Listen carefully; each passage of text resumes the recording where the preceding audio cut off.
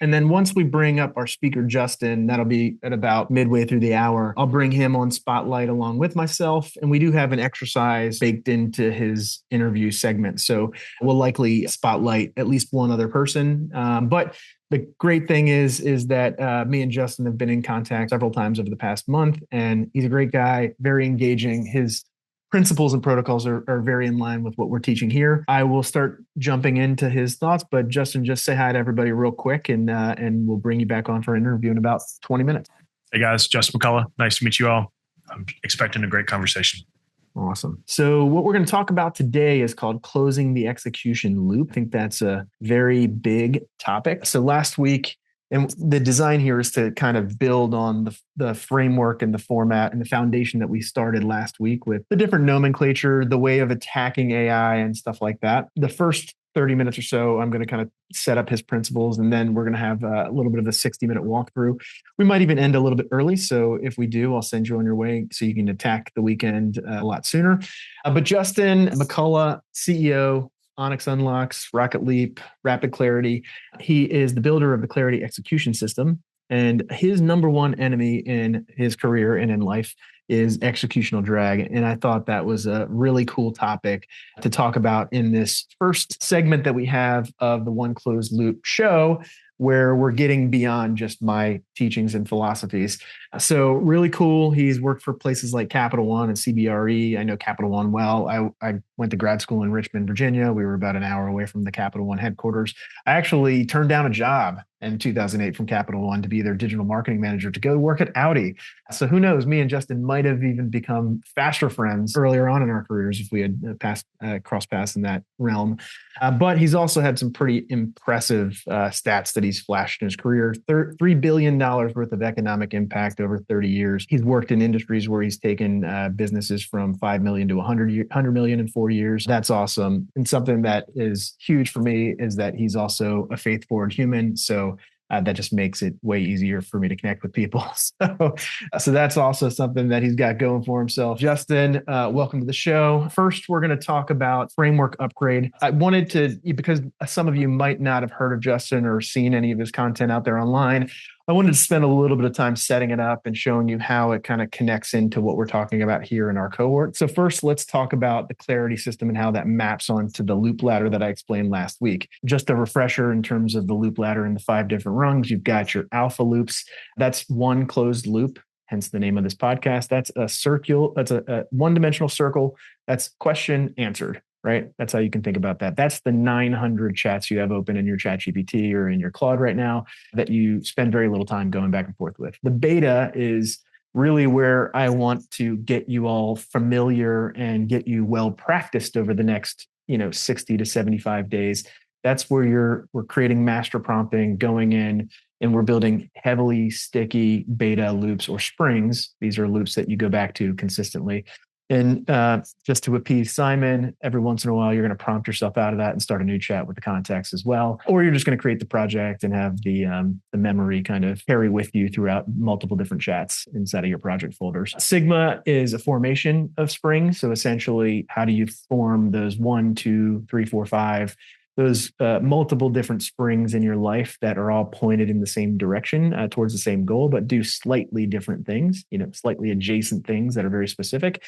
And a delta is a formation across an organization. So that could be multiple sigmas for each department, all pointed at a more macro kind of vision. And then the omega is the universe. And it could be the universe in the context of the entire universe, or you could also look at the universe of your industry or a cottage industry or something like an adjacency like AI. Probably most of you are going to think about the universe as the industry that your business plays in. So we're going to talk about how Justin's ideas kind of map to some of these different formations. But first, the topic, because I thought it was really cool. I think you should trademark it if he hasn't already. The terminology executional drag, I'm sure all of us can relate or empathize. He considers this the 30% tax that's hidden and it's taxed on your growth. So it's the gap between what you decide and what actually shifts. So what do you want to do and what do you actually do?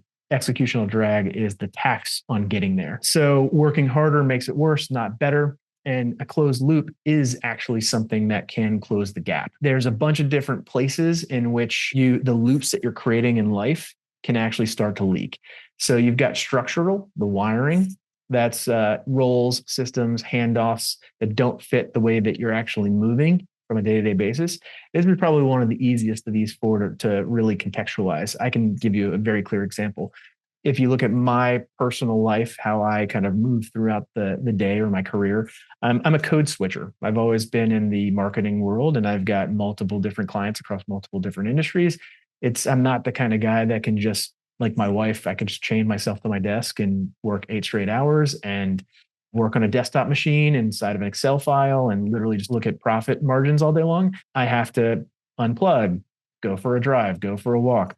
Take 5 minutes, go on my back deck, come back inside, get back on my computer, start something new.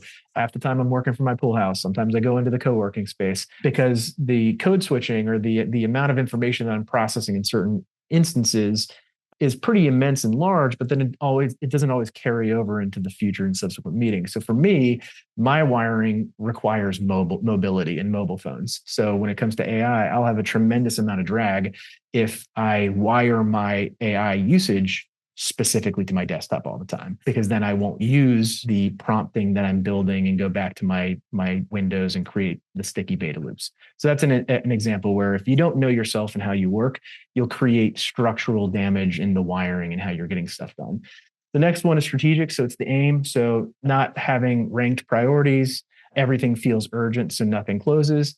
The next one is operational or the rhythm. So you don't have a cadence. So work drifts instead of continuing to loop around and around and around. And then the last one is you've got cultural is the will. So no ownership, no accountability, that type of stuff. When you have these type of leaking forces in your daily loops that you're building, that's why you'll start to notice that your loops don't get tight and sticky and start to form those tight coiled springs that we like to get into. Clarity Sprint is something that Justin works with a lot of his clients on. It's very similar to what I espouse inside of this concept of the beta loop. When he talks about Clarity Sprint, when we get into the interview question and answer, knowing that a clarity sprint is similar to that. What Justin does is slightly different. So he does a bi-weekly executional rhythm where he's tightening up the value of what you're working on. So it's the same animal. It's not exactly the same, but similar type of nomenclature. So it's an easy way to kind of think about what his principles are compared to what we're doing in our cohort. This is something that he creates that I think is exceptionally valuable. And we do a lot of this inside of the slides that I presented last week when I talked about getting really deep on your prompting. I even talked to Marianne today, Andrew, and I showed her how I go into what I call the nebula, which is it's the all-star prompt formation project folder. And I've got my 6 dimensions built into it. Well, 3 of those 6 dimensions are actually represented here. You've got the vision, which is the goal of what you're trying to achieve, the intention. My language is vision, intention, and mean. Actually, his language is vision, intention, and mean. Mine is the goal, the constraint, and the feedback. But they're the same thing, just kind of overlapped on top of each other. So you can see there's a lot of synergy between the stuff that he's putting out there and the stuff that I'm putting out there. If you don't have these things, these elements, your conversations tend to fall down. They tend to fall apart, or they can go astray and lead you down a weird rabbit hole and stuff like that. Great amount of synergy there. Principle 4 is ownership. So a loop only closes when someone owns it. So he's got the nomenclature, or I wouldn't say it's an acronym, but it's something that's very memorable. Nonetheless, it's chickens, pigs, and champions, which when you hear it, you're like, holy crap, that's interesting. What does that mean? It's similar to like what most of you have probably dealt with in your career in terms of like a RACI document or something that holds people responsible, accountable, consulted, and informed. But in this instance, a chicken is involved and supports the work. A pig is accountable and delivers the outcome, and champions decide the clear path. So we'll get into that a little bit later and how that applies to your world and the various different industries that you operate in. 30, 60, 90. This is how, when I think about 30, 60, 90, I think about the beta loops and I think about the habit formation we're trying to build.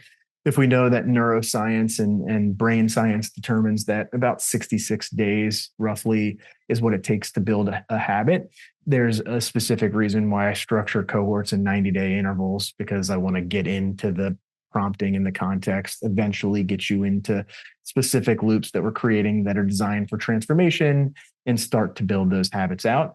In his world, 30 days proves it. It's the nearest horizon that gets everyone to believe in what they're doing right now. I definitely saw 30 days was a seminal moment in my current weight loss journey when I went from 286 down to around when I got to about 255, 260 in that range. It was right around the 30-day mark, and I was getting ready to go on a 9-day vacation to Hawaii. And I risked the everything falling apart or imploding side of things because you have a lot of food noise and you're going out to eat all the time. But 30 days was a great proving grounds. That's when I felt like I was really on a pathway that was sustainable, and I was motivated to keep my progress going throughout the course of that vacation. 60 days builds on what you've created. So it earns you the right to do what's next. And then 90 days, as you're seeing now in my weight loss journey, I'm well over 100 days into it.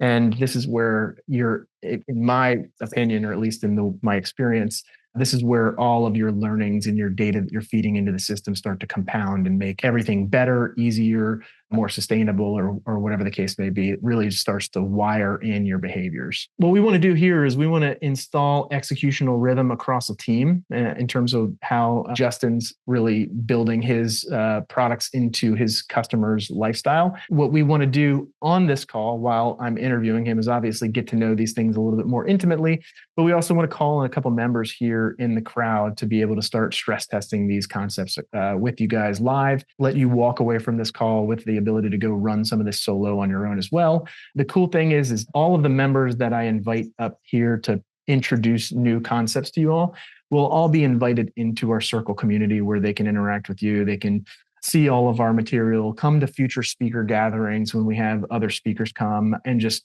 continue to build on the community that we want to build. So Justin will be around the water cooler as well over the next couple of weeks. So you'll be able to see him there, interact with him there. And we'll also make sure we link you guys all up with his contact information in case you want to schedule any one-off phone calls with him and kind of dive deeper into some of his protocols as well. So that's what we will definitely be doing in a little bit. We believe that you also, pretty much everybody in this space is either a solopreneur or they have a small business or a mid-sized business. So I think one question that I had kind of talking to Justin is, what do you do when you don't have the largest team out there in the world? What if you're more of like a solo operator or a few person operation?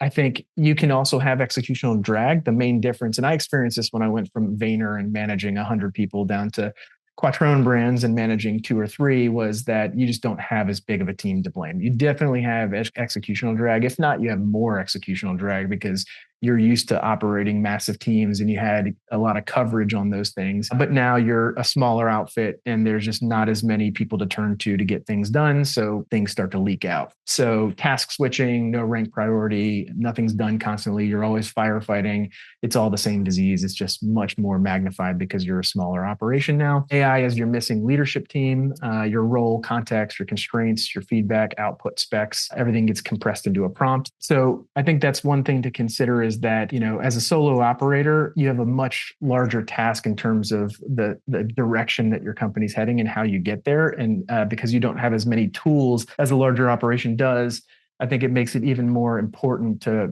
audit your behaviors and see where the drag is so that you can overcome them. Take a flyer on some of these tools that are built to be able to help scale your operation when you don't have physical humans. So with that said, is there anybody in the audience that wants to chat a little bit about Justin and his business real quick? Don't all jump at once. Who I'm probably Justin, I got a question for you. So I think one of the things that it feels like a lot when, at least for me, when I'm looking at different tools and different, kind of methodologies and switching to, or, upgrading from one thing to another in terms of operating system, tools, processes, et cetera, is it feels like a lot of times like it's extra stuff that we're adding. And so it feels like more. What's the best way to just remove those kind of friction barriers, even though I totally realize that a lot of times those are just like friction barriers in my head, but like what are the best ways you've seen to just create an easy on-ramp for framing, execution, quick wins, like just like when you're installing tools, operating systems, and those types of things that will ultimately reduce the execution drag, but in the short term feel like they're adding to it. Yeah, I think that's a great question. So there's a few thoughts to that. One is part of it is your belief system. So you're in a current state of belief and you have things you think are true about the way the world operates that you're currently operating in. That's just how you're living life. So part of why it feels like it's more is because you're figuring out, how do I add this to what I'm already doing? So like most things, there has to be a paradigm shift, right? You got to believe in loops, for example, with Joe, in order to see that it's not adding loops to your life. It's that you already have loops in your life, right? And so once you believe that's true, you're not adding it. What you're doing is you're consolidating this point of view and you're actually clarifying what matters most. So this is the same kind of concept. Whenever we talk about coming into a world where we want to use frameworks like I'm describing, for example, chickens, pigs, and champions, all that is to clarify roles without job descriptions. So once you know that's the purpose, is your job description doesn't matter anymore. It doesn't matter to me if you're the CEO, if you're Gary Vaynerchuk, none of that matters. What matters is you either own this and you're the pig, you're going to get it to the finish line, or you're the champion, you're going to give air cover, you're going to sponsor what's happening and make sure the guy gets it to the finish line, or you're a collaborator, you're going to give your inputs to the pig and to the champion so it can get to the finish line. Common thread, we're getting it to the finish line. So now we're operating in this paradigm of, man, when I work with Justin, we don't deal with BS. We talk about things that need to be executed, that are high impact, and they create value, right? So then you're like, okay, Justin's the guy that wants to drive clarity. He wants to drive execution. He wants to create value. Now I want to listen to what Justin's saying because he's not adding more. He's shrinking my universe down to how do I execute in a way that changes my world, right? So I can stand on value, create new leverage.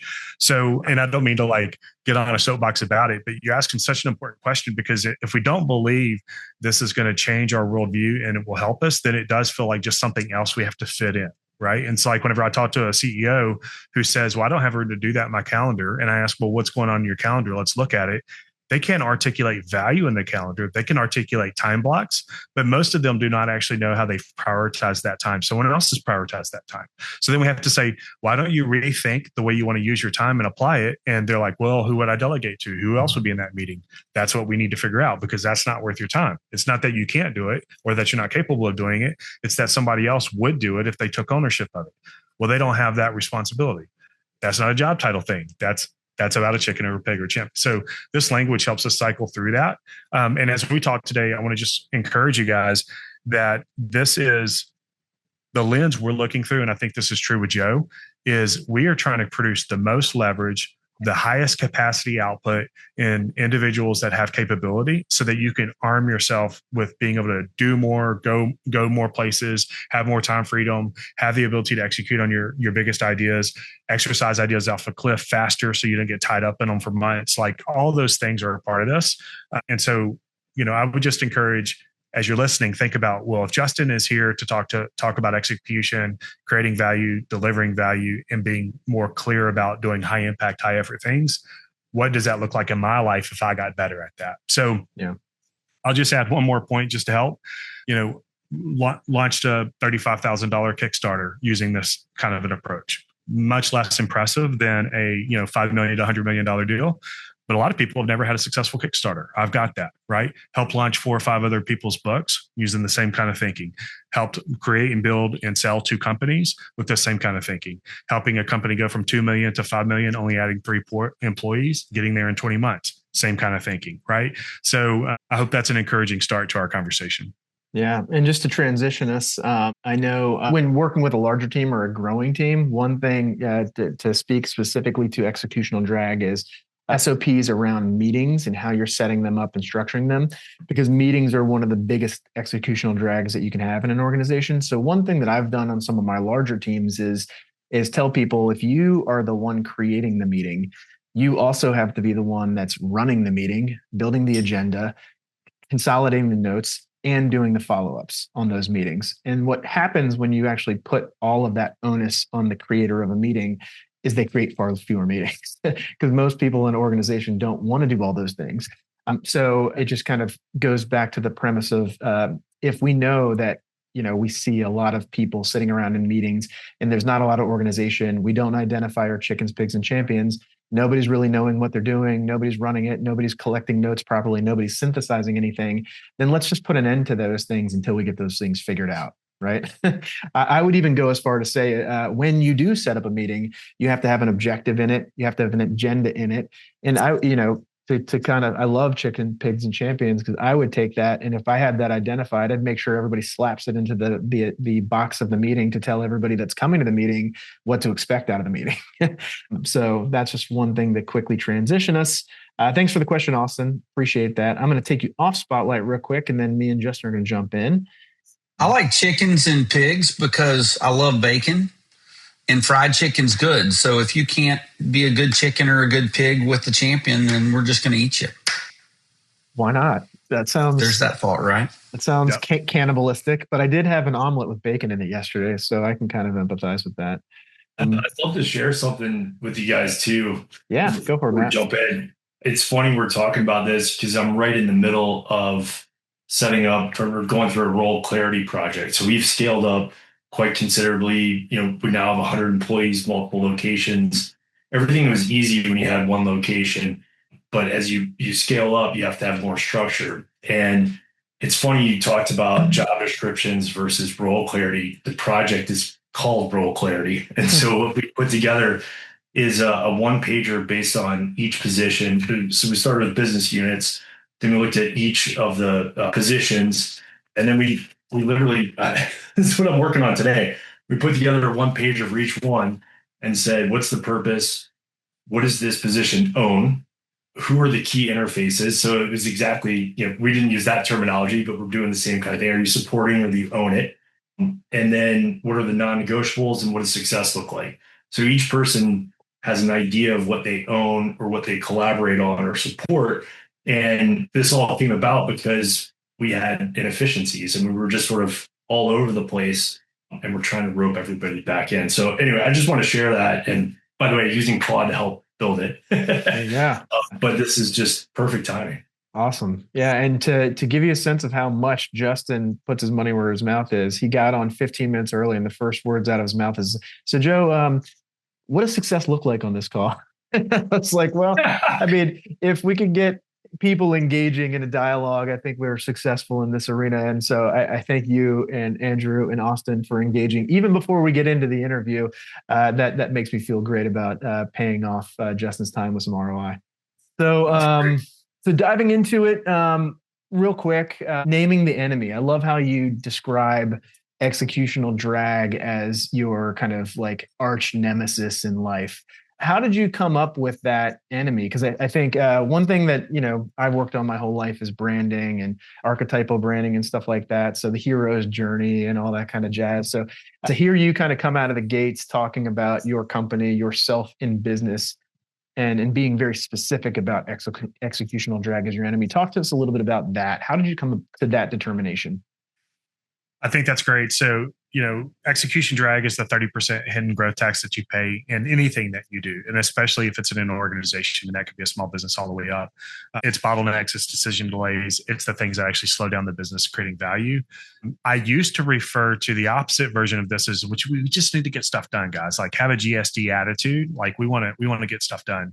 What I found was that felt more like an affirmation. It felt more like an ambition. It felt more like a hidden punishment of like, guys, you're not trying hard enough. I've been accused of being super intense. I'm willing to work hard and go long hours and put a lot of effort into things, and especially using my models. And so my output often outpaces the team in ways that if they're not presented in a good way, and especially like when I'm super like tied up and feeling like stressed, I will come across in an unpleasant way. Well, the 4 words that got in my life is love, people, create value. So those became triggers to me as like, how do I show that I love people and that I'm creating value if they're feeling like what I'm doing is somehow pulling them back and making them want to hide from a conversation? And so part of that was realizing saying GSD wasn't helpful. So execution drag was really a better understanding of the villain in the room that we're trying to identify, because I had the strong belief that as we create visibility and transparency, we can point at things rather than pointing at people. And so this allowed me to go from, hey, you need to GSD, get stuff done, to, hey, what I'm observing here is a ton of execution drag on capacity and planning and rework and fire drills. And all these things are getting in the way of your successful engagement. How do we give you more of that time back so you can get stuff done, right? So then it's moving it into the positive with the resource challenge. And I got there really ultimately from the vision, intention, and means framework, which helped me sort of have X-ray vision behind the issues for root cause analysis of what's really happening here.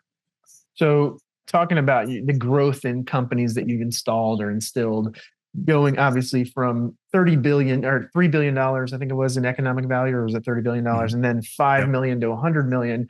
I've been around some of those explosive growth environments before. Would you say that your passion for execution drag was kind of born out of those massive growth spurts, or would you say that you found that GSD and executional drag, identifying it and villainizing it led to those massive growth moments? What do you think came first? Was it your temperament and personality around this stuff, or was it, hey, I did all these things, now let me kind of psychoanalyze where the success came from, and oh, by the way, I just happened to be that? Which one was it? Yeah, great question. I think in my first 10 years, it was because I did that. Like, it was, look at how awesome Justin is. So this was 1996 to about 2006. I built a company and exited it. So that was like the Justin show. And then I went through, for me, it was a crisis of faith. I just realized, man, I need to change my life. Things aren't great for me, right?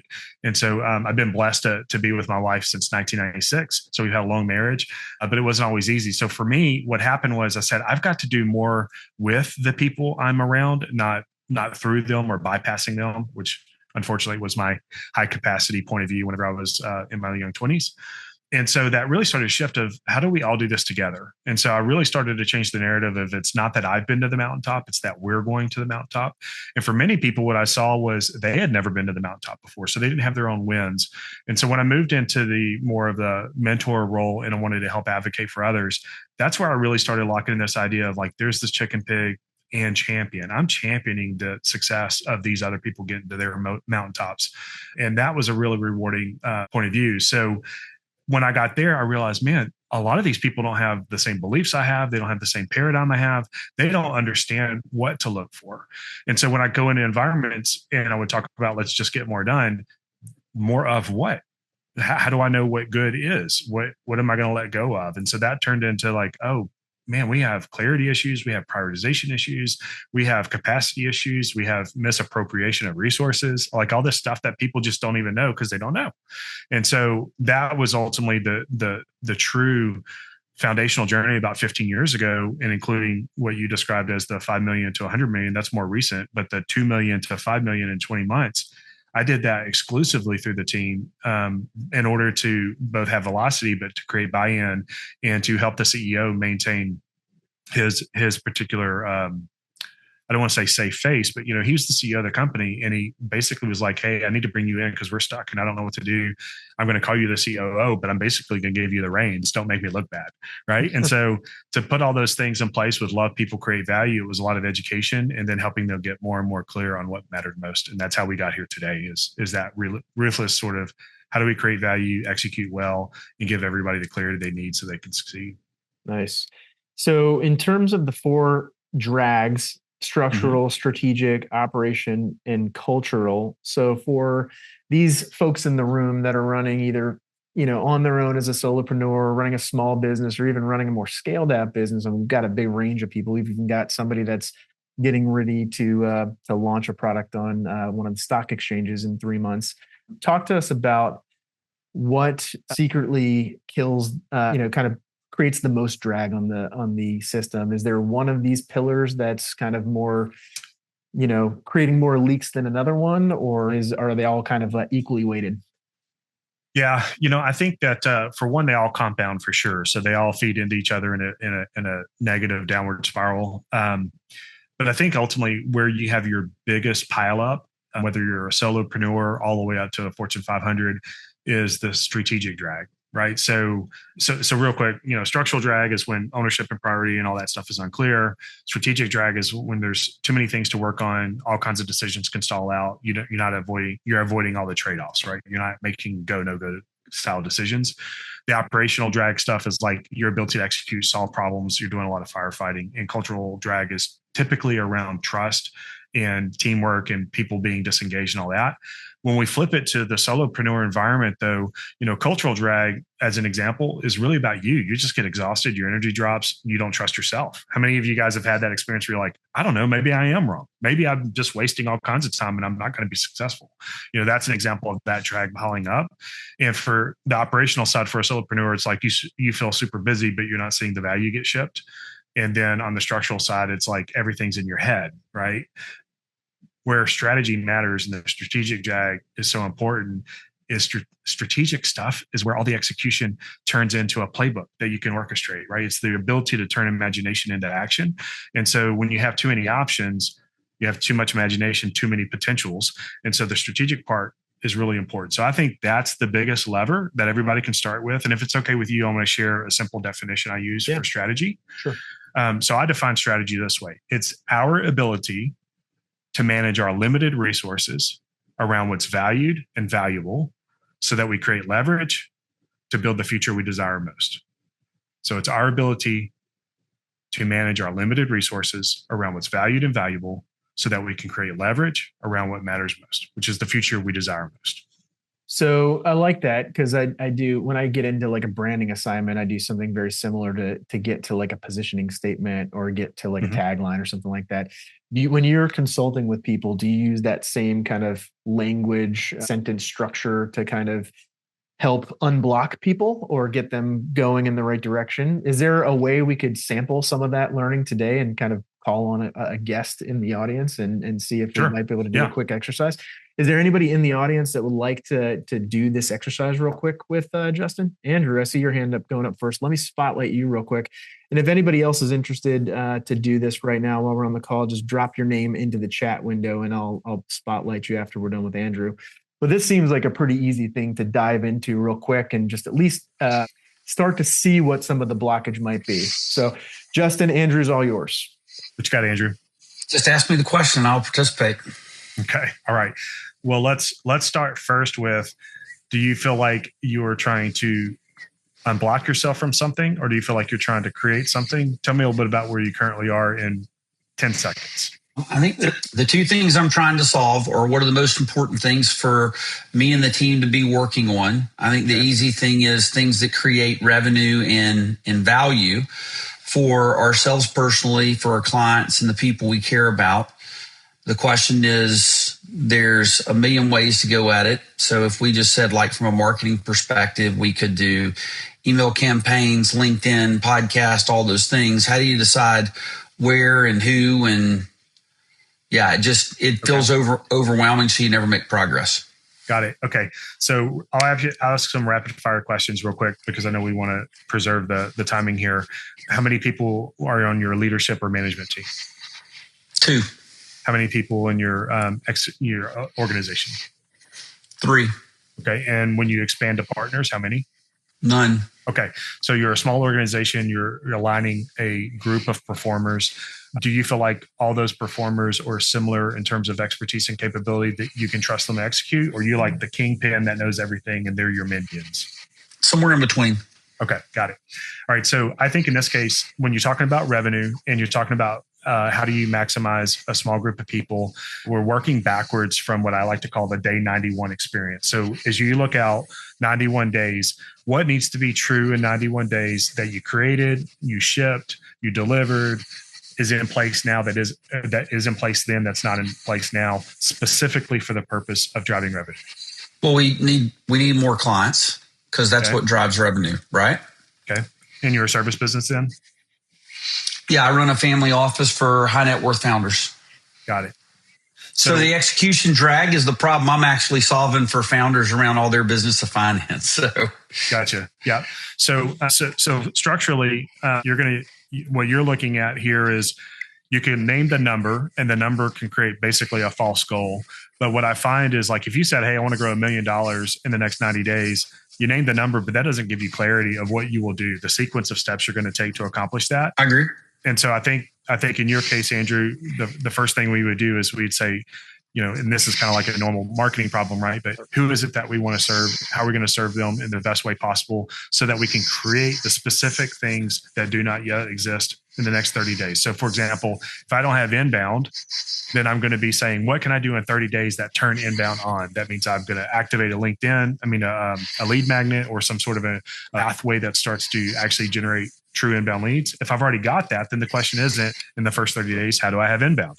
The question is, I've got inbound. How do I convert in the next 30 days my inbound traffic into a meaningful relationship, engagement, or whatever, right? And then that's going to tell us something else that needs to be true: a wallet opening offer, a tripwire, something that gets them into a leads, appointments, presentation, sales. Like, what's our model? Oh, I don't even have that yet. Okay, well, in the next 30 days, what I have to create is my tripwire or my system for acquisition. I have to be able to turn a lead into an appointment into a book deal. Okay, I don't know how to do that, right? So like we're just cycling through the mechanism that has to be in place first for the next logical step of value creation. And then we're going to do the next logical step and the next logical step. And we're using that in my model, it would be vision, intention, and means. But in your model, you're going to create an open loop to analyze what you currently have in place. I have inbound, I don't have inbound. I have outbound, I don't have outbound. I do have an offer, I don't have an offer, right? And your AI loop is going to process the sequence and say, here's what you should be prioritizing for the next maximized value. Yeah. Right. So I know I'm like sort of playing that forward really fast and really quickly, but that's ultimately what you're doing. So I built some special software that is not AI software. It's called RapidClarity. And it is for this kind of thing where we actually can do a diagnostic that can bring founders through a series of specific examples and questions, and including the team, so they can get feedback on what is our biggest challenges and problems so that we can address them in the right order, because the sequencing does matter that much, right? So that's typically an example of something we would do in that first call and the first engagement on my side. And I'm not trying to pitch you on it, but we have to get those things straight in the right order so that we can drive it. So I suspect everybody wants cash flow growth. If it's okay if we stay on cash flow for a second. Sure. Who doesn't? So in your case, Andrew, do you have any inbound that's generating leads? I have lots of activity. I haven't had anything generate leads as expected. Okay. So, underneath that, and I think this is probably where Joe would go into some really interesting dynamics with AI. What is your current operating thesis or hypothesis that you're experimenting with to create leads? What's orchestrating your idea of generating leads right now? I'm not sure I know how to answer the question you're asking. What are the activities I'm doing? What are you believing is true about your leads that is directing your energy and how you're developing leads, right? So I believe my 50 to 80 year old people are only checking Instagram or Facebook. Or I believe these 50 to 80 year old people are only looking at the newspaper. So I'm doing newspaper ads. I don't know, right? You get what I'm saying? Like, he's essentially asking how well do you know your customer and what they do, and how do they find you? Yeah. So I know that we get more clients through centers of influence referrals or client referrals. And what we're currently doing is twice a month newsletter, posting on LinkedIn, and I have been working on trying to get a podcast up and conjunction to guesting, but I haven't been able to successfully hire the right person to do that because I know I'm not going to engage in doing a podcast and all the things that I've firsthand experienced that requires to not just do, but to do well. So we're not just sucking and burning more time. So, yeah. And do you feel like you have your value proposition, and when you articulate what it is that you do that creates value for your target customer, people will go, yep, I get that. That speaks to me, or I know somebody who looks like that? I think it's better. I don't think it's still crystal clear.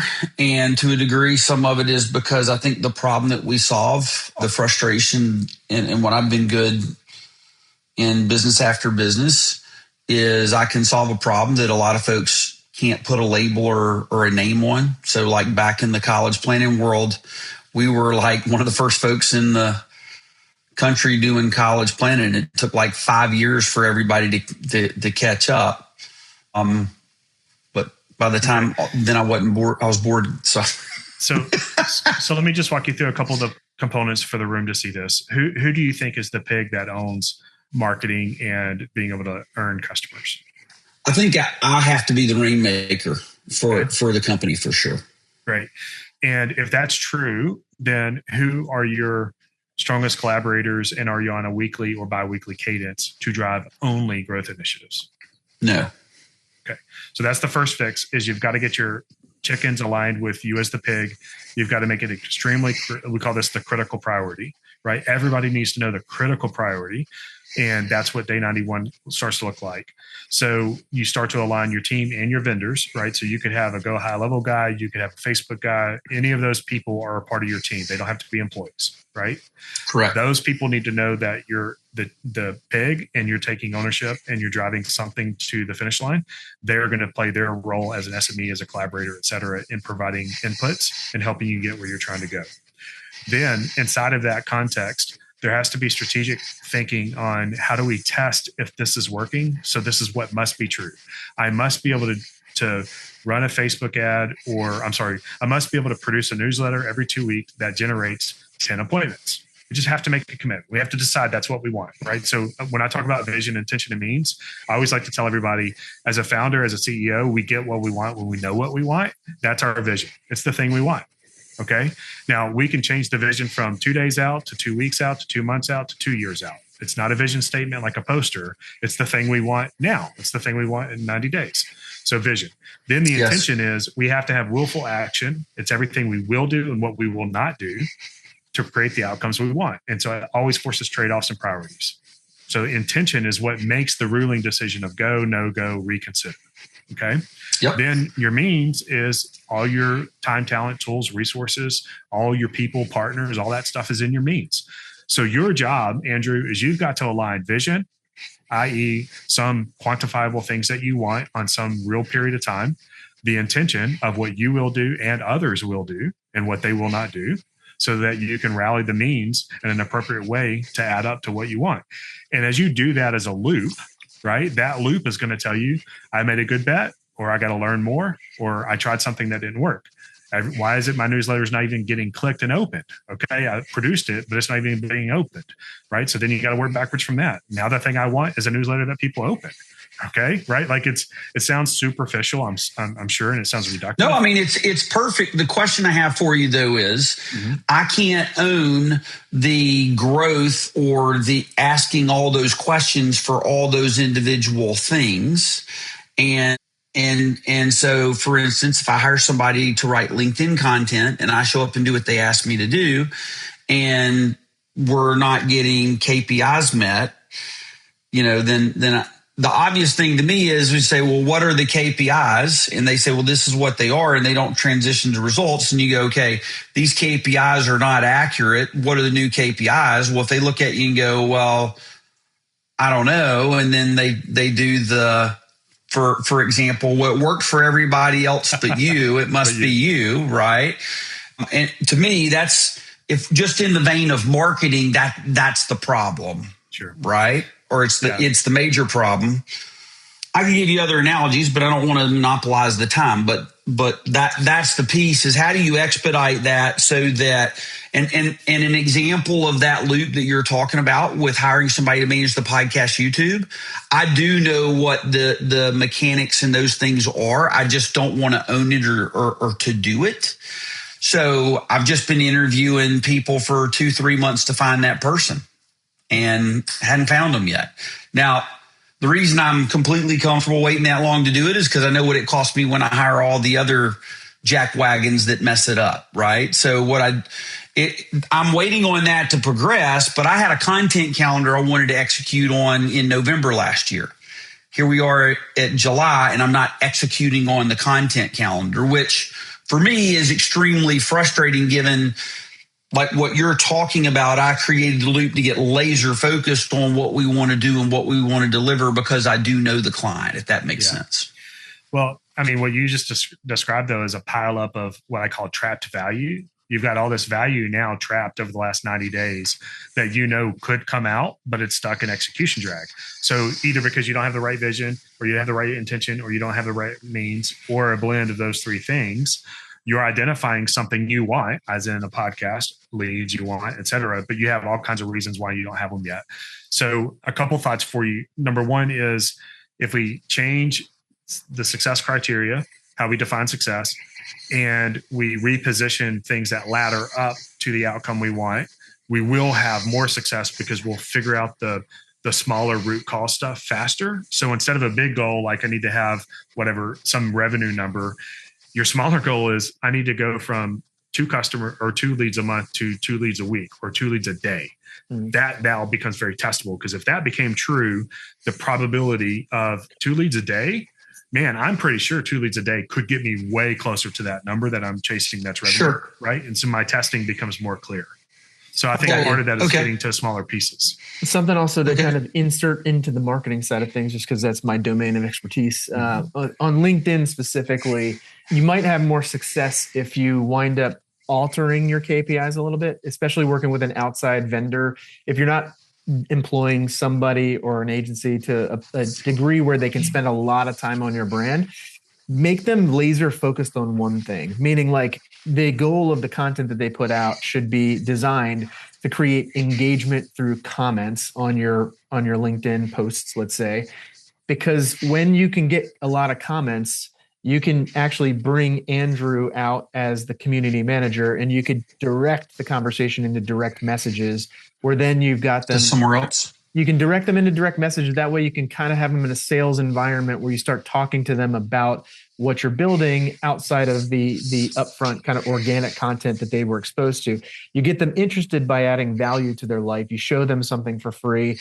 And then once they feel like they have some value from them, take them into a more private, closed environment, and then talk to them about some of the things you've got going on that are more like, hinting towards a paid acquisition. That I find works a lot better. I get approached with no shortage of probably like 30 to 40 different people that can make LinkedIn, Hail Marys happen for me every week.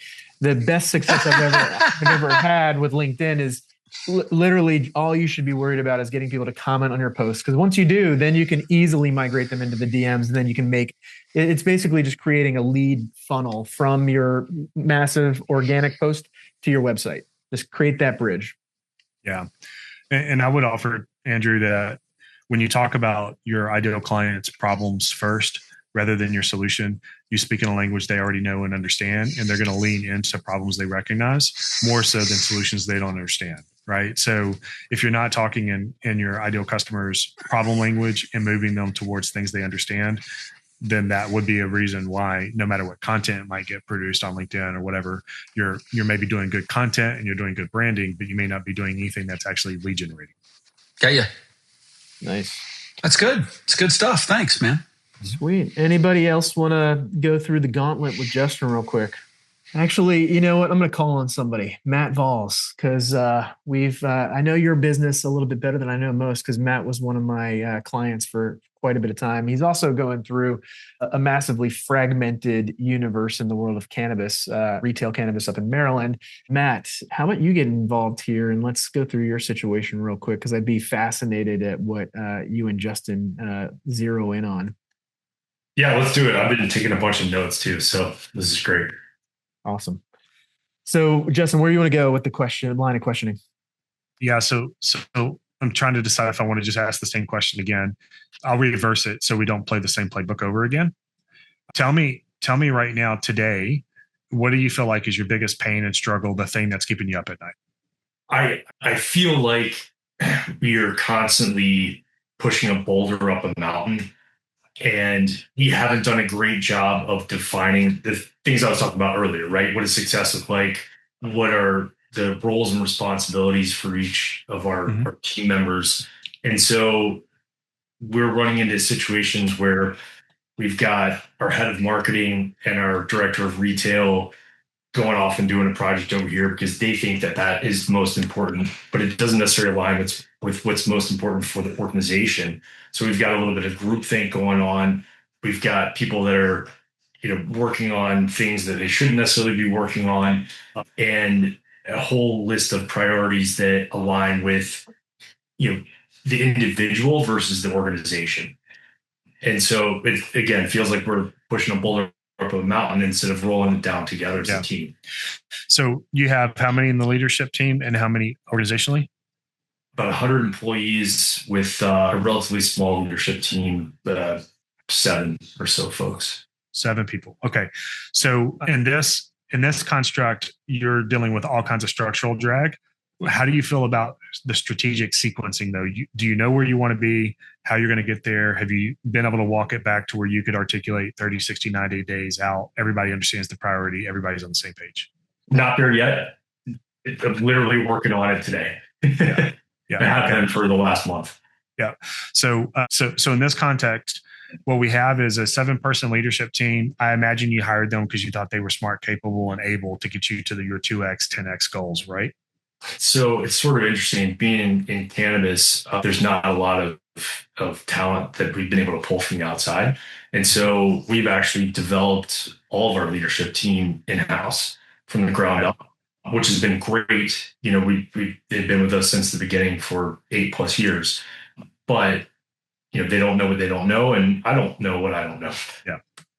Yeah. So this is so what you're describing is my standard pitch on the Clarity execution system, which is my operating framework, because we have to elevate the capability of the founder and the team at the same time. And we do that through real-time learning. So it's not academic and theoretical. It's meet you where you are in the work you're doing. So you create the conditions for change to drive growth with a team that becomes increasingly more capable every 30, 60, 90 days. And so to get there is essentially to elevate to you have to start operating in your future state now. That's how you get in the future state, right? So, for example, you can't continue to be a bad eater and expect to become a good eater, right? You have to move to being a good eater, and even though you don't like it, and then you become a good eater, right? Yeah. So this is the same thing, right? So there was an example of a $20 million company about your same revenue size, 14 leaders.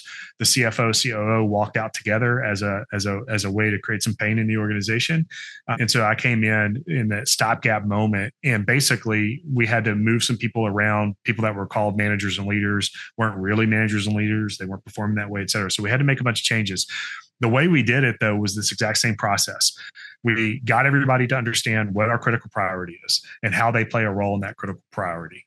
Because they're leaders, they're a part of the say-so of that critical priority. So we do a reality testing, reality creating experience where they have to all answer the same 4 core questions. And there's some other things, but it comes down to the 4. And so I would offer this to you, Matt. It's what's working right now, what's not working, what are our biggest blockers and challenges? These are the things that stand in the way of our success. And you're describing success in a specific way, and I'll tell you in a minute. And then what's most important right now? Okay, so why does this matter? If the house is on fire, everything is going on, what matters most right now is putting the fire out and saving the documents we can't afford to lose. That's what's most important, right? You don't have any confusion. People shouldn't be running back in for their favorite cowboy hat, that kind of thing, right? Like that's not what matters. So we need to tell people what matters, and that's the founder's job. And so when you're talking about departments and silos kind of doing their own thing, that's because they're defining what matters. And they need to be aligned to what matters most right now. And that has to come out of this experience.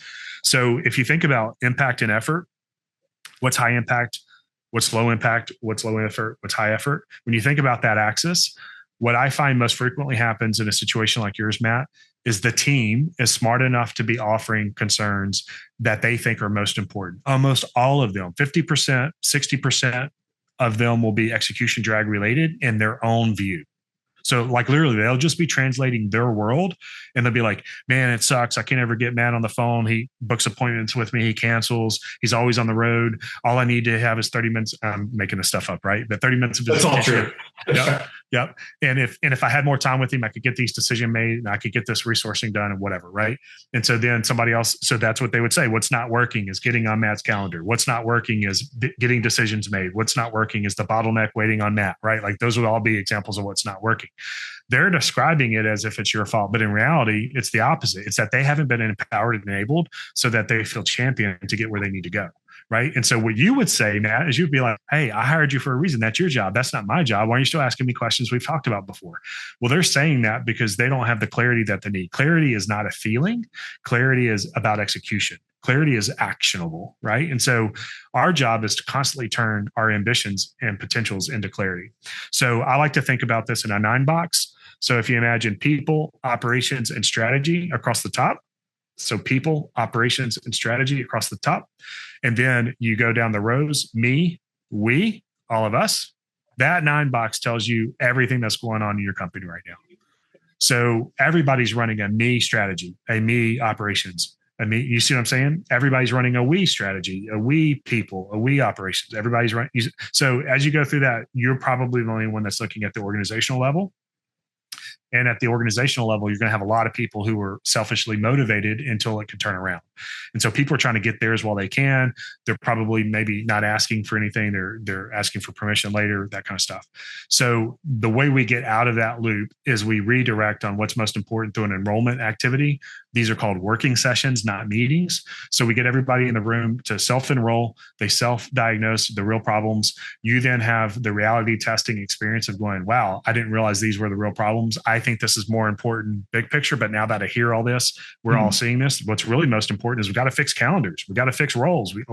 That changes what's most important so that you can get out of execution drag, get that trapped value released, and then capacity comes back, focus comes back, people working on the right work comes back, and then everybody has clarity again, and that enthusiasm for the work comes back. And when people move to an execution culture, they get wins and they get results, and that increases trust, that increases that feeling of, hey, we're doing the right thing again, and that brings you to the next level of work.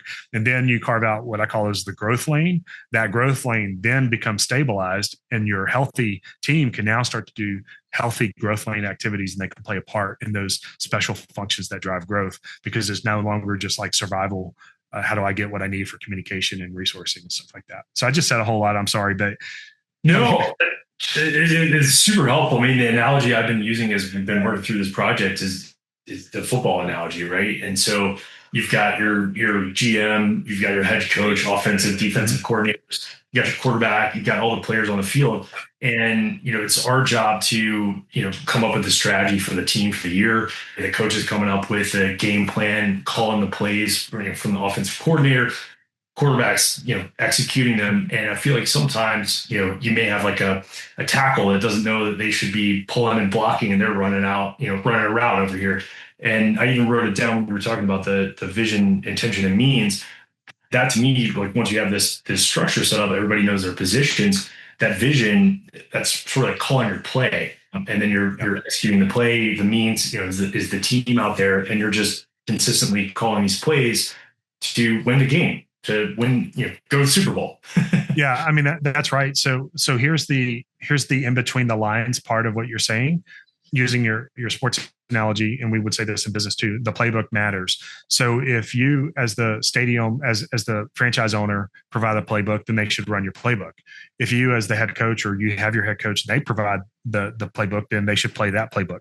What happens a lot of times though is we create the goal, i.e. I want to win the Super Bowl. Right? We take ownership of that idea. Let's win the Super Bowl. And then we leave everything else up to them, because they're the ones who will figure out how to create the playbook, run the playbook, and then maximize the outcome. The truth is, we can't expect, that's way too much abdicating down, right? So instead, what we have to do is say, if our goal is to win the Super Bowl, what are the things need to be true? 7 leaders, so that we can win the Super Bowl. And you know what? Those guys will immediately turn around and say, well, are we a passing team or a running team? Because we suck at both, and I don't think we can figure both out in time to win the Super Bowl. And you'd be like, holy shit, I didn't know anybody felt that way.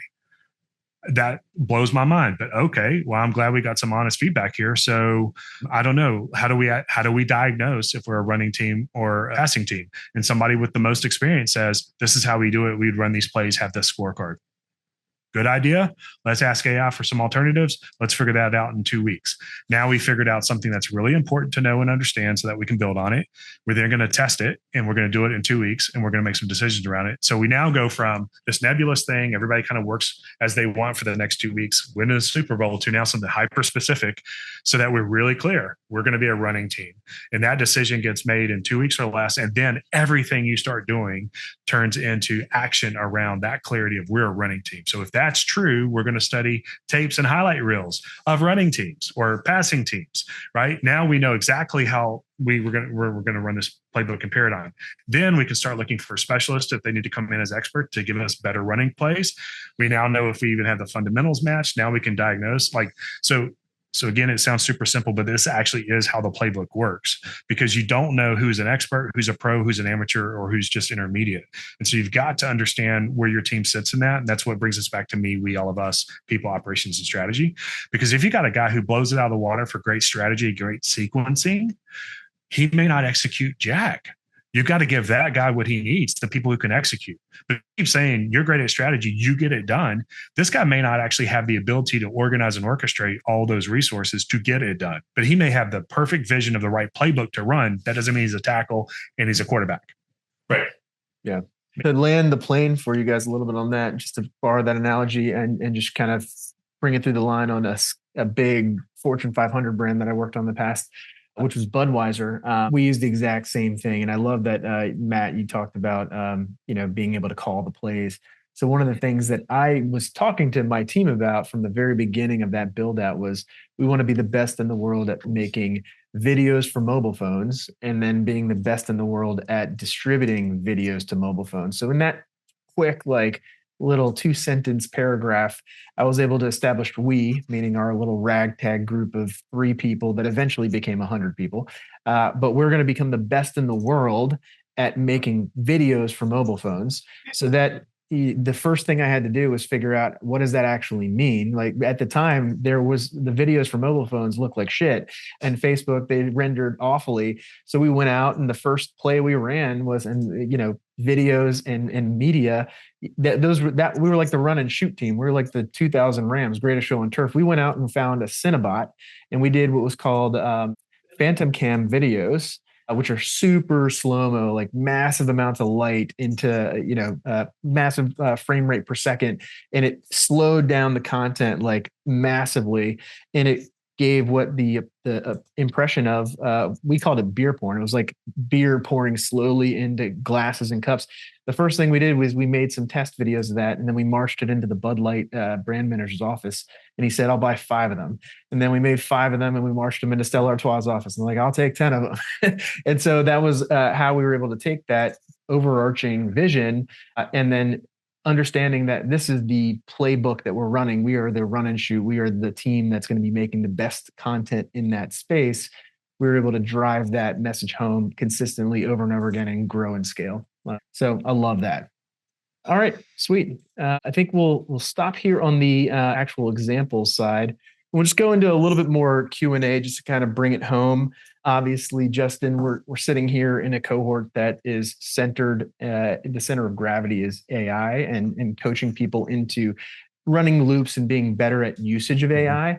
Knowing that you've built some amazing teams and you've scaled some organizations in very interesting ways, in very pragmatic ways, we haven't necessarily touched on how these frameworks fit into AI usage or even just your general perspective on how AI can aid dynamic teams that are looking to grow. So give me a little bit of your 2 cents on what you see in high performing teams in terms of their usage of AI, how they're deploying it, stuff like that. Yeah, I think there's a couple things that jump to mind right away. One is embracing AI at a deeper level than just treating it like a goal, which is what you talk about, Joe, right? Like how do we get all these loops to go?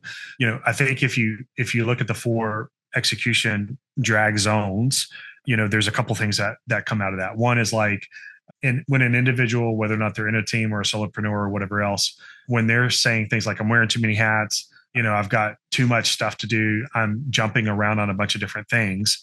We want AI to kind of help us get into that motion and say, let's focus more, let's create more value faster so that we can have things to react to. Like creating a work in progress prototype is going to be way stronger than verbalizing over and over again, "I want this, I need that." So we can use AI to be the catalyst for a better conversation to advance it forward through reaction. So that to me is an example I ask my team all the time is stop telling me what you're going to do. Give me a prototype to look at tomorrow, right? Like a prototype of what? Is it a business plan or a business case? Is it a strategy? Is it yes, just go do it. Stop saying this, this, and this. You have some of the same raw materials I have. Come back with your reaction that you might have a little conviction around. So then that helps us react to something visually because a picture, gets processed 60,000 times easier than, a 2-page, 3-page document, right? As one example.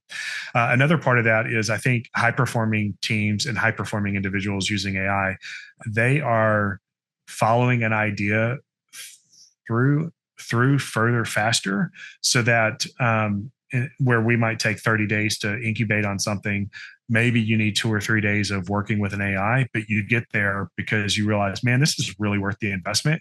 And I would have spent 30 days working on this thing. So I'm going to spend 3 days using AI to get as far as I can in this idea and maximize that. And I think your high performers use that because, again, when we're talking about value creation, the value is in the outputs. And we live in an output world now, and AI will help you create a lot of outputs.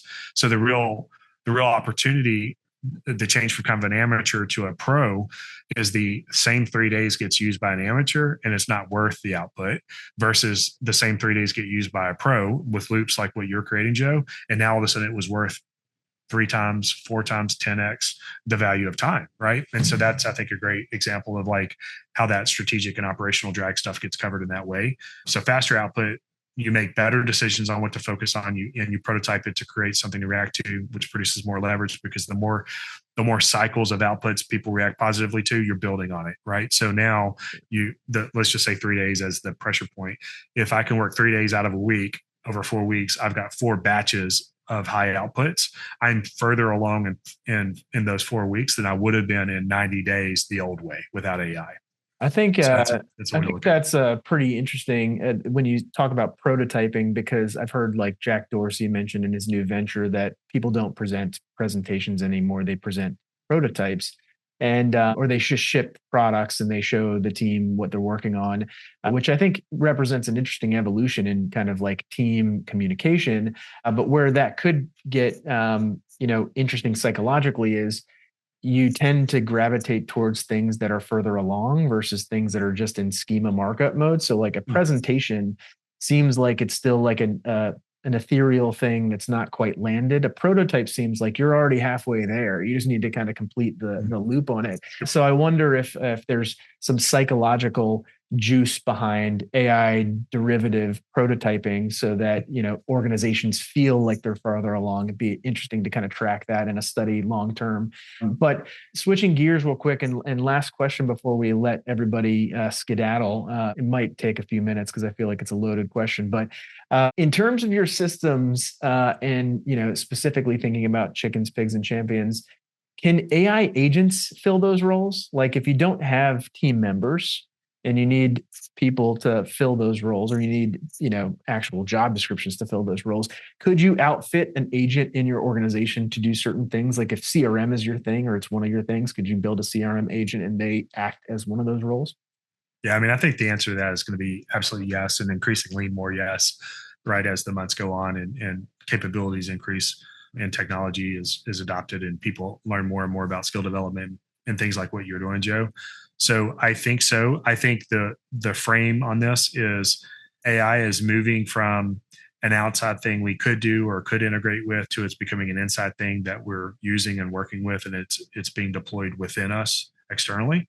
And so I went from 2 years ago saying AI is like a horse; it still needs a rider, and I think 2 years ago that was an okay thing to say, but now AI is just like another partner on the team. It's another resource, and this is a really capable, multifaceted person who's essentially got all this trapped value inside of it if you'll unlock it. And so, Joe, I think your answer there is yes. You have to look at AI being an answer to having more team members, for lack of a better way to say it. The thing that I find very concerning, especially when I'm talking to my CEO clients at all sizes, and I have small business clients all the way up.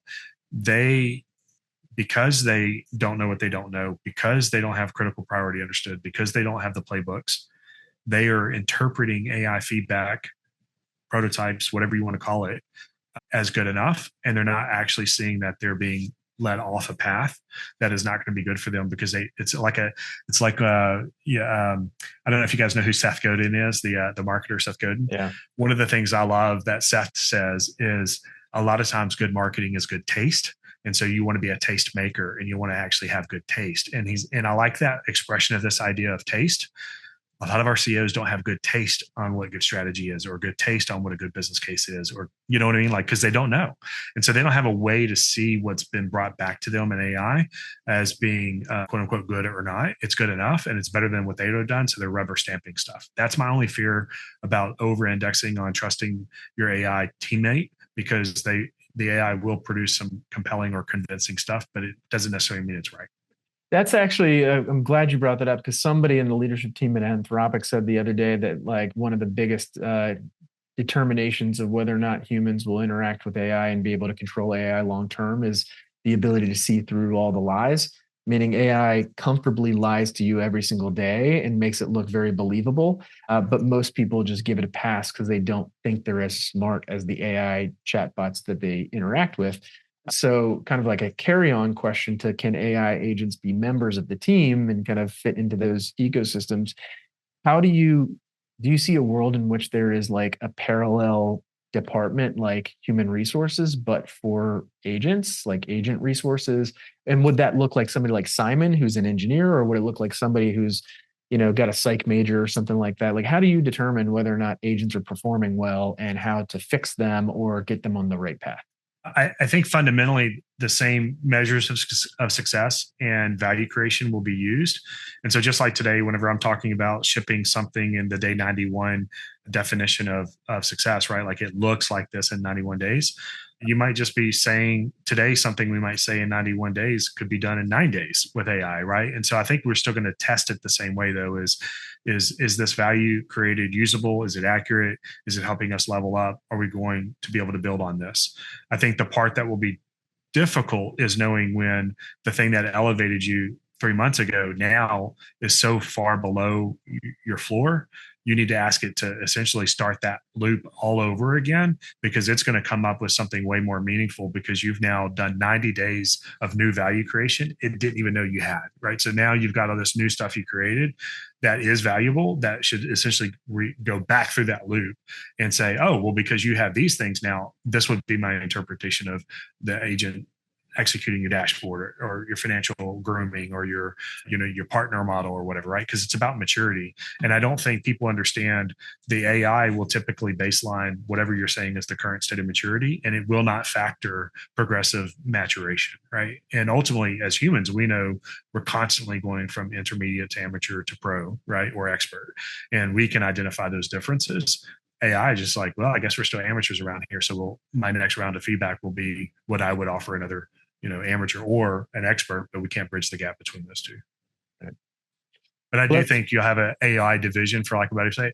Who here knows what a center of excellence is? Is this something we all know about, center of excellence, COE? Yeah, we're going to have an AI COE that's constantly being deployed and redeployed into departments. Yeah.